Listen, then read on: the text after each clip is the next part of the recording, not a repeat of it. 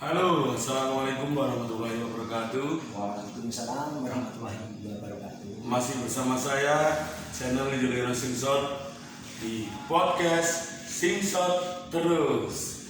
Dan kali ini kita kedatangan tamu yaitu Mas Agung Saladin. Agung Nur Saladin. Agus Nur Saladin. Channel YouTube Agung Nur Saladin juga. Iya. Jangan lupa mampir, di subscribe juga. Subscribe. Dan ini adalah teman saya juga, Mas Witoto, dengan channel YouTube Video Channel.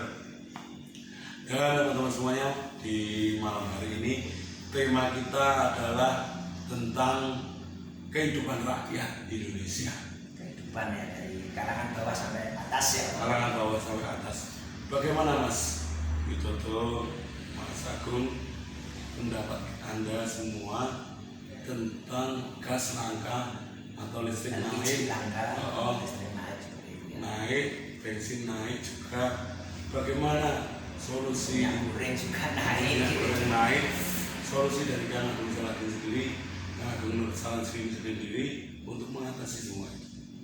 Nah, seperti ini ya, karena sekarang banyak demo-demo juga itu ya, masalah apa minyak naik, pertalite naik, apa solar itu juga ikut-ikutan naik di zaman sekarang ini ya. Iya. Jadi itu semua, entah itu trik, entah itu apa, katanya itu di Indonesia itu ya penghasil minyak juga terbesar itu di mana, di Sumatera itu juga kelapa sawit itu juga gudangnya kalau bisa sampai naik, apalagi sampai apa impor juga, itu kan juga apa ya istilahnya, katanya kok penghasil minyak besar kok sampai impor juga kan, itu kan Ironis lah. Itu kemana minyak itu?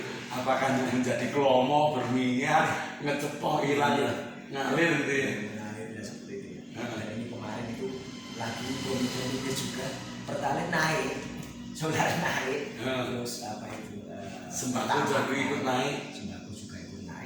Sedangkan penghasilan rakyat kecil sama semua rakyat di kalangan menengah ke bawah itu tidak ikut naik, gimana ini? Tidak seimbang, tidak yin atau tidak ada balancing ya. Bagaimanakah tadi Agung Saladin itu mempunyai solusi atau punya gagasan ide untuk mengatasi semua ini?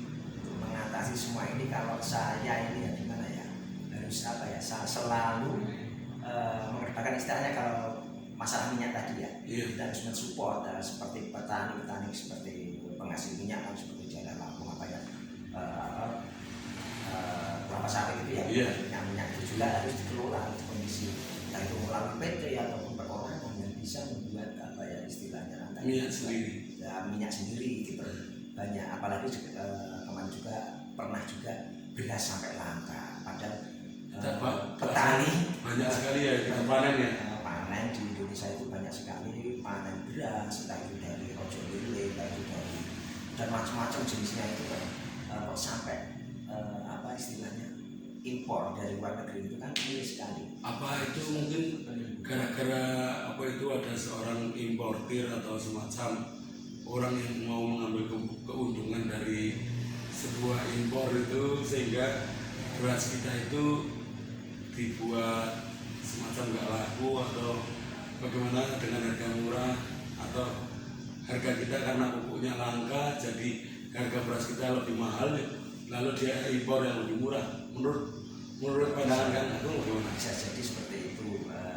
Yang lainnya bisa jadi juga banyak yang apa ya, para kolektor maupun para penimbun ya, menimbun minyak atau minyak maupun sesuatu ini menurut apa ya istilahnya kaca ekonomi dari mulut ke mulut masyarakat, katanya seperti itu. Jadi supaya apa? Supaya langka, terus pas waktu naik-naiknya, nah ini baru yang ditimbun ini baru dikeluarkan. Jadi kan dia mengambil keuntungan dari boomingnya maupun dari sebuah langkanya sembako tersebut, seperti itu. Apakah Mas Agung setuju dengan kata-kata resesi?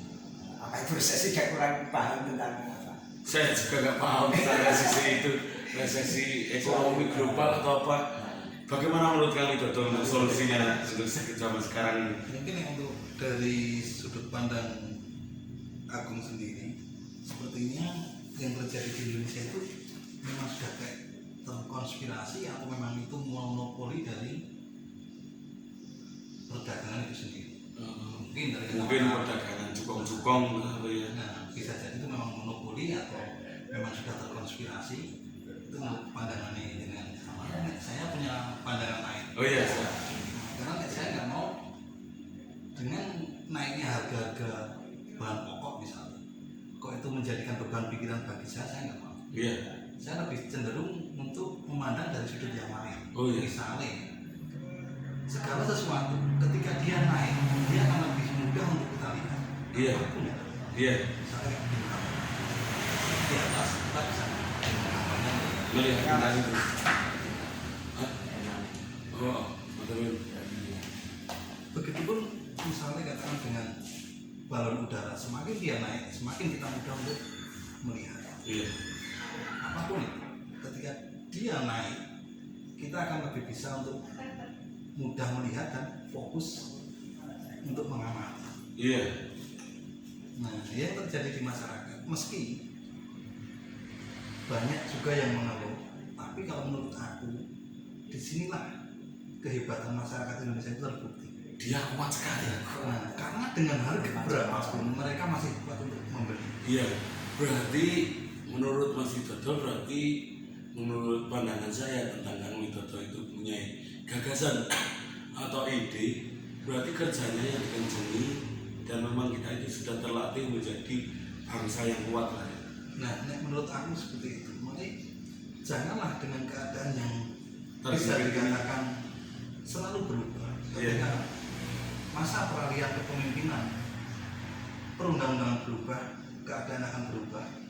Kita jangan ikut berubah. Iya. Karena memang dari nenek moyang kita dulu kita bisa dibilang fighter. Faktor seorang petarung lah. Orang-orang yang petarung yang Berjuang. tangguh. Iya. Udah terbiasa Indonesia itu diuntungkan oleh masyarakatnya yang tangguh. Iya. Misalnya kita kilas balik, katakan tentang pandangan politik, presiden mana yang tidak dilengsarkan kecuali satu, Pak SBY.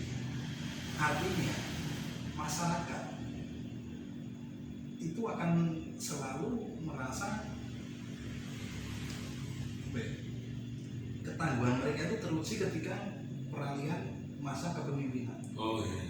Apa itu? Estafet lah ya. Nah, estafet kepemimpinan itu kan di situ tentunya akan ada gejolak-gejolak di masyarakat. Iya. Nah, ternyata masyarakat mampu melewati berapa saja. Dari Iya. Pak Arno, Pak Harto, Pak Habibie, Pak Masa Habibie, Pak Megawati, Megawati, Pak Susilo Pak Bambang Susilo Bambang Yudhoyono, Pak Pak Jokowi. Joko Widodo.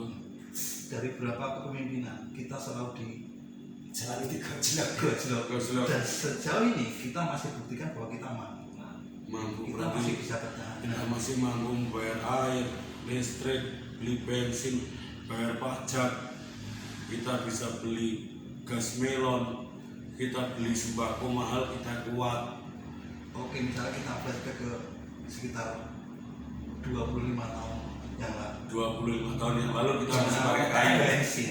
Oh, Bensin hanya masih sekitar seharga 250. 250 rupiah. Nah, ingat kan rokok gudang garam masih seharga berapa? 1.500. Ya, Sekarang rokok gudang garam berapa? sekarang sudah 21.500. Berapa kali lipat? 10 kali lipat lebih ya. Iya, Dan kita masih mampu untuk membelinya. masih Mampu. Disitulah ketangguhan masyarakat. Ketangguhan kita Mas Agung. Udah terus. Terus, Intinya saya cuma satu, dimana kita mau ngeluh atau enggak. oh Itu iya, aja. berarti Kenapa sejauh ini saya enggak ngeluh?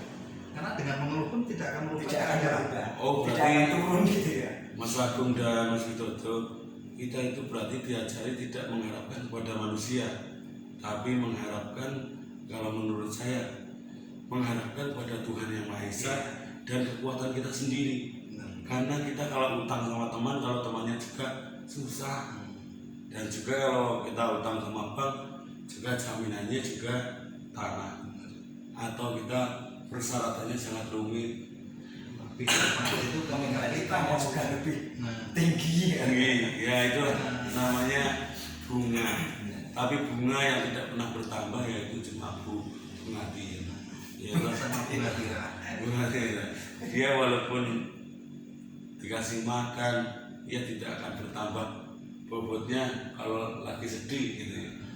Jadi gitu ya teman-teman semuanya, begitulah saya tadi kita sudah mendengarkan dari Pak Agung Saladin tentang ekonomi lah, ekonomi untuk rakyat. Nah, saran saya untuk masyarakat Indonesia, satu-satunya sandaran yang layak memang untuk kita sandarkan semuanya itu hanya kepada Tuhan Yang Maha Esa. Nah, Jadi kita itu harus percaya kepada kekuatan kita sendiri, dan juga kita sudah diajarkan tidak menjadi benalu benar sekali. benalu bagi orang lain sama yang keterampilan. keterampilan kita itu banyak potensi-potensi yang mesti digali ya Mas Widodo. Nah sekarang kita juga akan mengganti topik. Tadi adalah ekonomi dari kacamata ekonomi. Bagaimana sekarang kita dari kacamata politik? Ya, toh? Bagaimana kalau menurut Mas Agung dan Mas Widodo? Setuju nggak kalau seni itu dicampur politik? Kalau seni campur politik, kalau saya menurut saya pribadi ya kadang ada yang mencampurnya. Kalau saya tidak lah ya, karena seni itu seni hiburan. Kalau politik itu kalau menurut saya itu bukan untuk hiburan ya. Iya. Kalau seni ya juga seni, politik juga politik, karena di bidang pendidikan juga ada kelasnya, di pendidikan juga. Iya. Seni sama politik udah beda seperti Iya. itu. Kalau mau dicampur aduk memang hasilnya memang pasti akan beda. Tidak fokus ya? Tidak fokus ke satu topik istilahnya. Iya. Seperti itu. Tidak terkonsep lah ya. Tidak terkonsep, jadi seperti itu. Dan menurut saya di bidang itu, di bidang politik ya juga harus di orangnya juga orang-orang politik, orang-orang yang apa istilahnya di bidangnya, ada bidangnya di bidang seni juga orangnya di bidang seni seperti itu. Seperti saya seninya ibaratnya seni musik atau seni Hewan piaraan. peliharaan atau seni suara maupun dan sebagainya. Kalau saya disuruh mikir politik juga saya akan Nggak kuat lah. nggak kuat pikirannya. Kalau nggak kuat. dipaksa kuat tapi kelelahan. Nah ini dari kacamatanya Mas Agung itu tidak setuju. Kalau bagaimana dengan menurut Mas Widodo? Mungkin saya selalu punya pandangan beda dengan orang pada. Iya. Jika Agung berpendapat bahwa politik dicampur dengan seni itu tidak setuju. Nah, saya setuju. Oh iya.